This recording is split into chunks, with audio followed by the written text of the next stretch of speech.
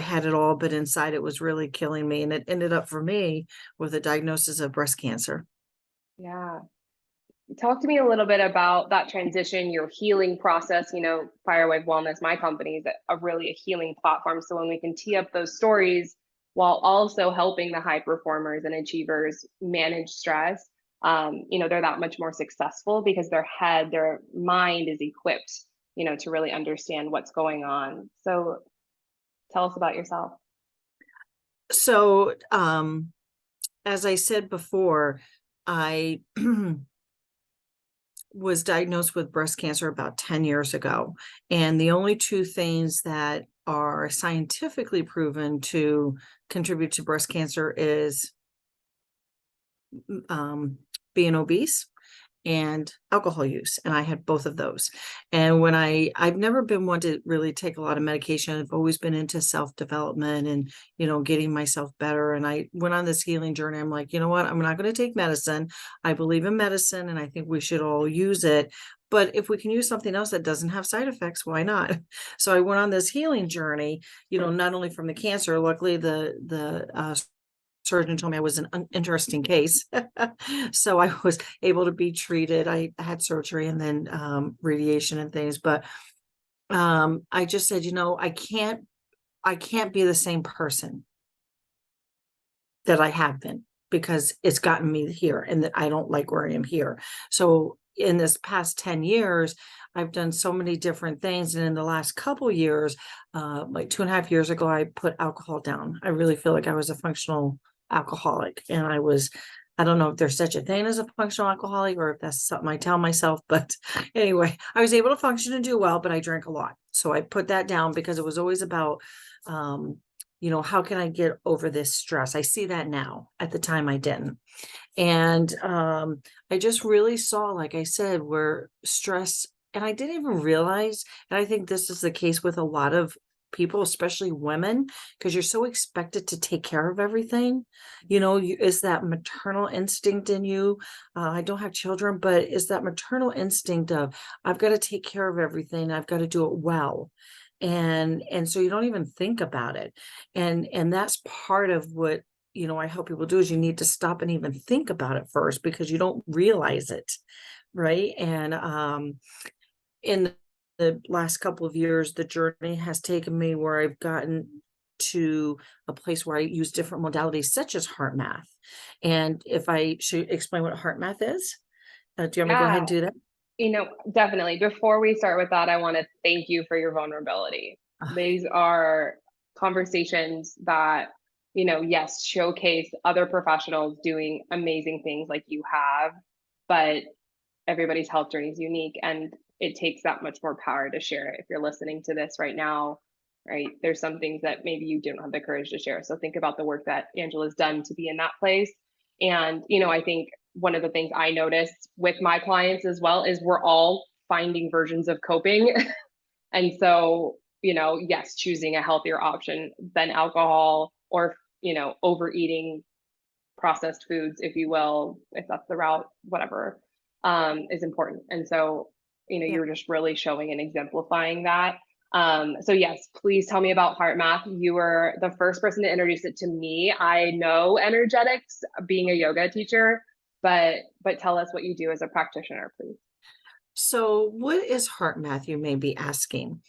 HeartMath is an organization. Let me tell you the logistics of it, as you will, and then I'll tell you a little bit about the philosophy. HeartMath is an organization out of Northern California, been around for decades.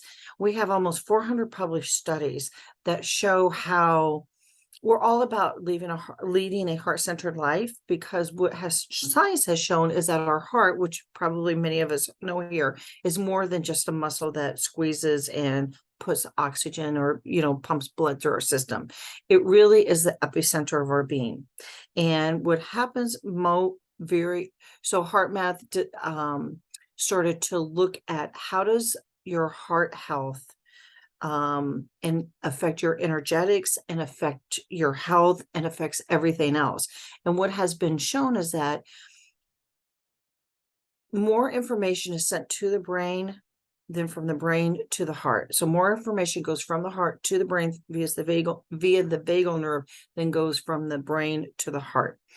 And what's important about that is that when you are in a stressful mode, or you're in a situation that you're just stressed, have anxiety, etc., whatever, your heart beats in a very irregular pattern. And it's not like you can necessarily feel it, but it's a measure of heart rate variability, which a lot of people nowadays have heard about. You have these O-rings, you have different things that measure, the eye watches that do the health thing that measures your HRV, as people talk about. Well, HeartMath has been doing this for decades, way before any of them, because what we realize is that the timing of the beats between your heartbeat, the timing between your heartbeats when you are in a very stressed out situation is very erratic.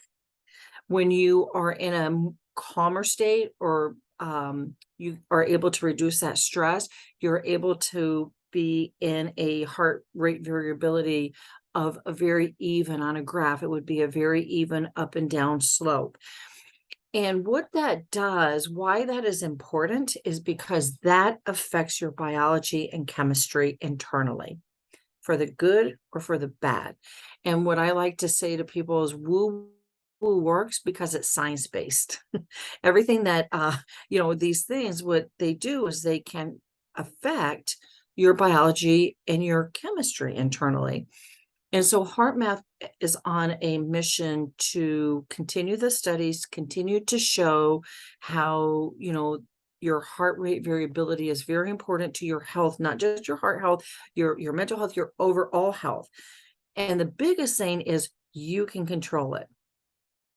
A lot of people think that a thought is a thought, a feeling is a feeling, and I can't help it. It's the truth.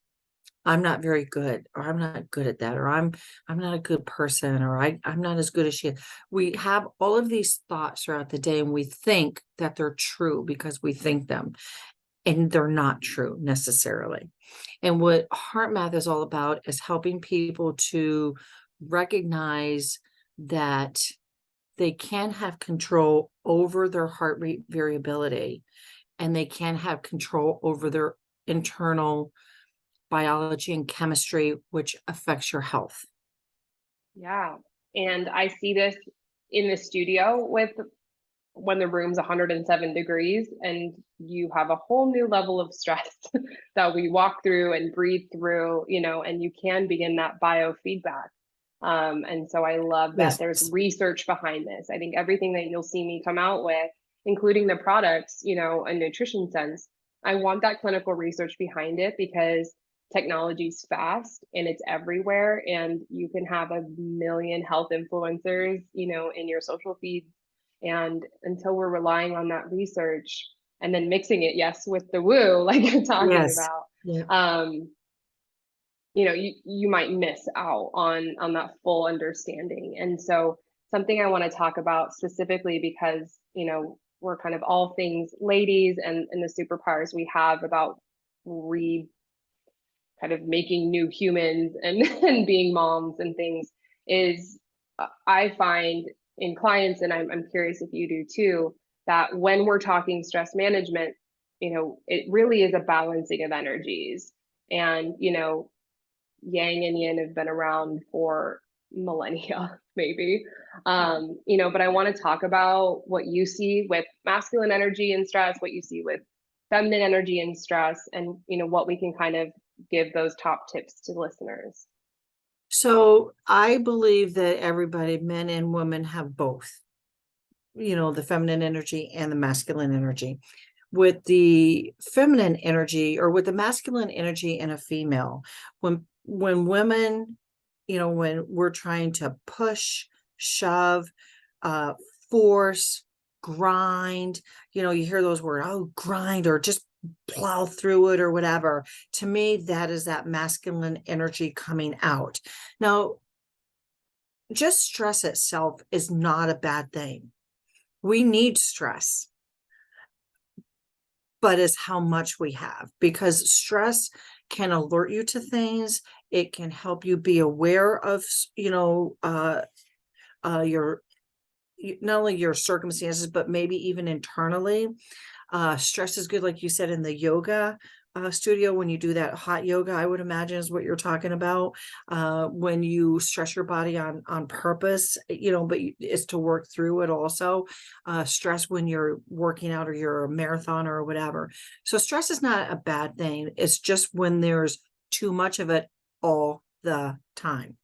And that's what I talk about, like, in centuries past, if you were out in the wild, you'd have a gazelle chasing you and you'd like have no energy, as be all stressed and you're running, trying to get away from it. You get away from it and you go, like say the zebra, and it goes back to eating and it forgets about it. And the stress level goes down, the overproduction of cortisol goes down, and it just goes back to normal.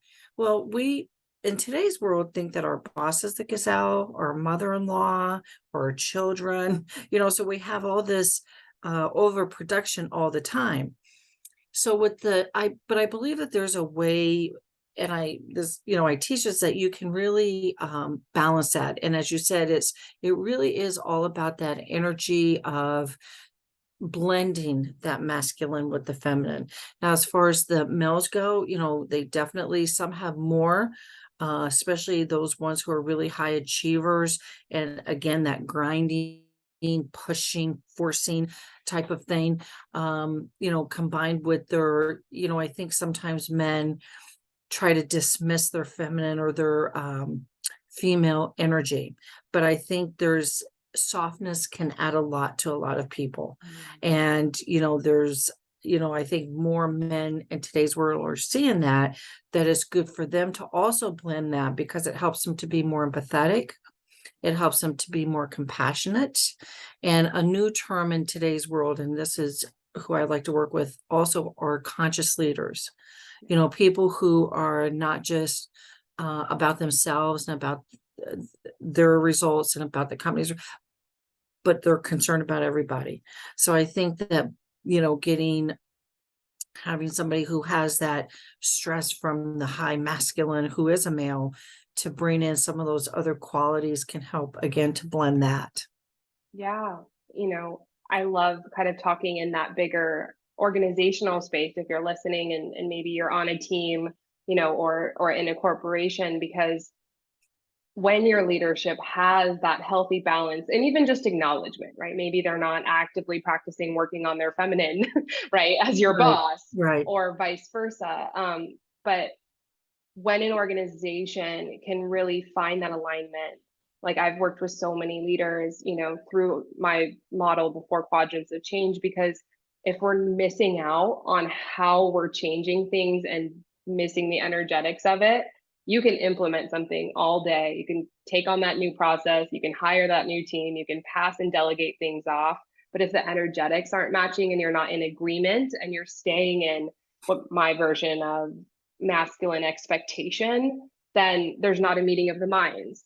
And you see that, right? You see that in quiet quitting, you see that in, company cultures changing. And so I think it's a really, safe space to have somebody, I think you're going to see more of it, I guess is what I'm trying to say, in the industries, is people are going to be hiring people like you and me, because business is a human experience right now. Even if we eventually delegate to droids, there's going to be humans making those decisions. Absolutely. Absolutely. And I think that, conscious companies and conscious leadership is not just an idea, but it's is something that really is needed. I think the last couple of years have really shown us the weaknesses in different areas, including, healthcare, because I am a pharmacist, so I certainly see it in healthcare, and that's a whole nother discussion. But Yeah. in corporations and in working conditions, I think, like you said, Mia, is really a time in today's world to have that place be, no matter where it is, home, work, business, whatever, that we all have that compassion and empathy to each other. Because without that, you don't have teams, you don't have companies, you don't have, you hear about this quiet quitting, that people are doing nowadays. And really what it is disengagement. People disengage and they just do the bare minimum because if they don't feel like they're valued or that the energetic alignment is not there, it's really hard to engage. Yeah. Well, I'm glad to kind of be this resource and showcase everything that you've done and the success you've had, right? If you're this business owner looking to sell eventually or, delegate more, like Angela's that person for you to take you through that journey, because not only are you managing everything as CEO, right? But then I'm sure you're probably running sales and marketing and all the other things, at least like I am right now. Yep. And so when you can have, somebody like Angela in your corner to help you stay grounded, to help you stay in vision. At least that's what I like to do with my clients as well. Yes. So I want to kind of give a special offering because I know that there's a way that people can either get introduced to you or work with you. And so tell me a little bit about that complimentary resource. So the complimentary resource is would love to offer a 30-minute strategy session. A lot of times people get on the phone with different, even when I talked to somebody recently who has been seeing somebody about her stress and about this, and what she was missing from that were tactical things to do throughout the day to help decrease it. Because what I teach is very simple techniques, but they're very profound to help you really in the moment to be able to pivot that stress so that you can have that decreased stress and anxiety. You can have that increased clarity, increase, energy boost and things like that. So a 30-minute complimentary session with a roadmap, as you will, of some things that you can do, going forward that are very simple to incorporate. It doesn't take going anywhere, doesn't take buying anything special, doesn't take, an hour of your day, 5 to 10 minutes a day. Awesome. Well, I will definitely have that link for below for everybody. I'm kind of going to put you on the spot. Can you maybe give us like a small example with the time we have left? Because we do have a few minutes. Do you want to showcase a little bit of what they are going to get on a bigger level? So one of the things that I'll just talk through it, but I actually practice it with people. So one of the techniques that we use is called heart activated breathing. So the thing that we do with HeartMath is not necessarily about the breathing technique as far as, 4 breaths in, 8 breaths out, or hold, yeah, there's all different ways. This is just really about slowing your breath down to a pace that's comfortable for you and using various things to really focus on breathing in and out through your heart. So it sounds very simple, but if you really do it in earnest, and if you want to do it right now, we can do it real quick if you'd like to. And it's just about slowing your breath down. And then what I tell people to do is actually touch their heart area and then to breathe in and out, imagining that breath going in and out through your heart, letting go of whatever is going on around you, focusing on the here and now, and just doing that for even 15 to 30 seconds can bring an immediate stop to the energy drain. And then when you open up your eyes, and you can do that when you're actually out with people. And then we have some other things that we can do to add to that. But just that very simple, what did you think of just that simple thing right there? I always am a fan of taking a moment. I think you get better at it. So it's a It's little, practice. it's definitely foreign in the beginning, but then, having practiced for It's years. that intentionality of the heart centered breathing. And that's it's a skill, like so many other things. It's a skill on how to breathe properly. We've learned the skill of shallow breathing because we're always in that fight or flight. So you're always like, so this is just taking that intentionality and really focusing on the breath through your heart. And as you said, Mia, just, practicing it more and more really can help you deepen that practice. Yeah. Thank you so much for guiding us through that. And, your energy is just so nurturing. And so I think it's a great place, and I hope people resonate, with you and try on these modalities, because when you can be even years into integrating them, you almost don't know any different, and you can Yeah. remember how resilient you are. And so, yeah, Angela, thank you so much for being here. I appreciate you sharing HeartMath and gifting 30 minutes of your time. That's something that I hope my listeners don't take for granted. So go in there, try it on. You have nothing to lose, especially if you're a business owner or you're in that leadership position where you're managing people. Yep. Your frequency matters. I'll leave it Yes, there. absolutely. It affects everything. Thank you so much, Mia. I really appreciate it and have enjoyed talking with you. Thank you. We'll talk to you soon.